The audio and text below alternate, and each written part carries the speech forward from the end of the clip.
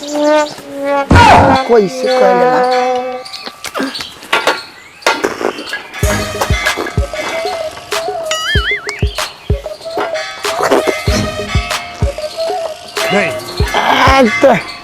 मंगलू के इज्जत ना फाइनल शट डाउन कर दे। सब घबरा मत सरो, पहले अपन इज्जत तक खोज ले।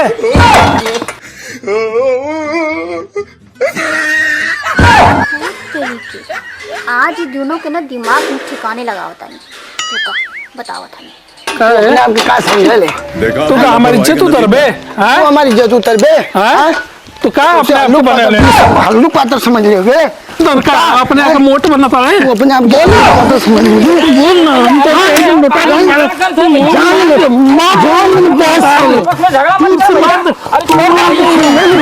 तू क्या समझ ले? शर्म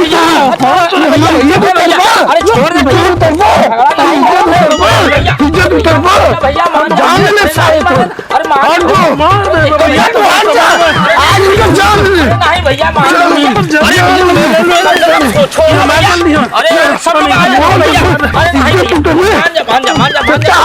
जा भैया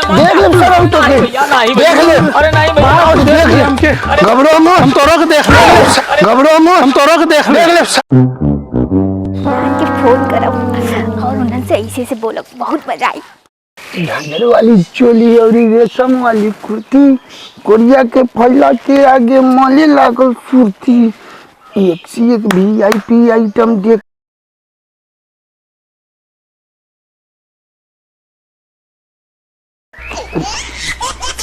कर फोन अरे ये काहे फोन करते? हेलो हेलो हेलो, अरे सुना, आज मंगरू ना तुमसे 5 बजे माफी मांगी। सच में? हाँ हाँ। आज तक करे जाई थी, हाथ में डल जाई एकदम। बताओ कि एकदम परले आई जी, एकदम मन खुश कर देलू। घबरा मत, साजी गुलाब जामुन खियाई तो। ठीक है ठीक है ठीक है। आज तो मजा आई सारे माफी मांगी है। चार समाज में उनके बेइज्जत कर दी। इज्जत करत ना सार मन का कूद जाई का।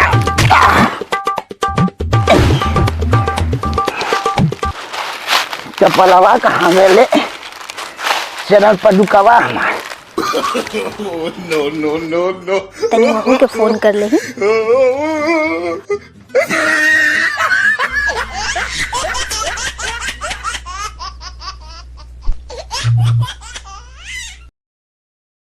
हेलो हेलो हेलो, सुनत हुआ? नहीं। अरे सुनत हुआ, झगड़ू ना डर के ना तोहरा से माफी मांगत बा। अरे वाह, हाँ आज तो मजा आ जाई ना। 5 बजे। हाँ हाँ ठीक है ठीक है। यस,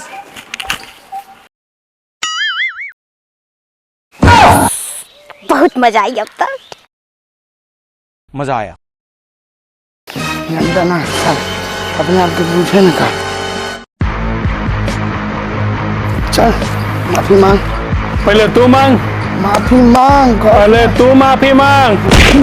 तू माफी मांग पहले।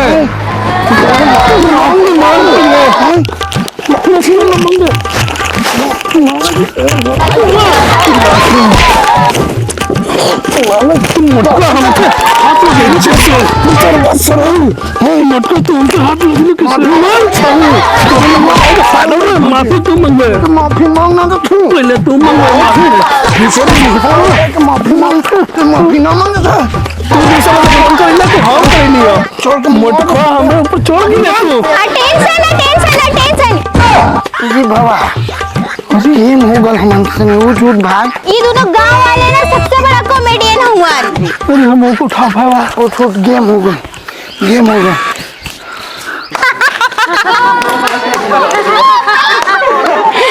दोनों बहुत पागल हो गए।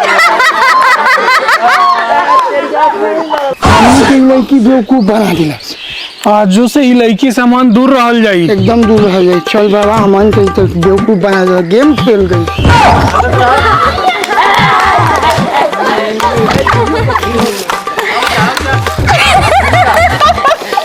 आप समझ में आए, लड़ाई दिमाग से जीतल जाला।